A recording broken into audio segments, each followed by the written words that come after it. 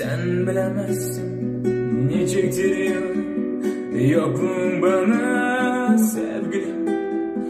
Bitmez sorular, uzar geceler, o düşünceler, üzüntüler.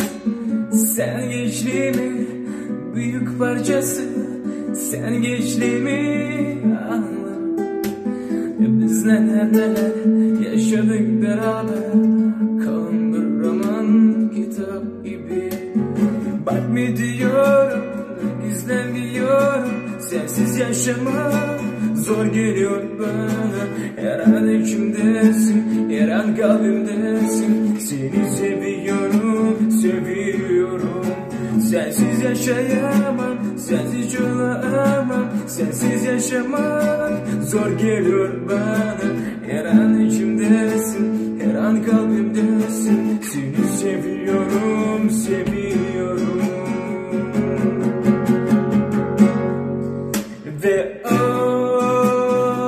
an gelir de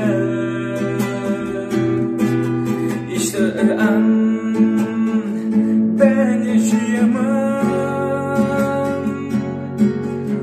Ve o an gelir de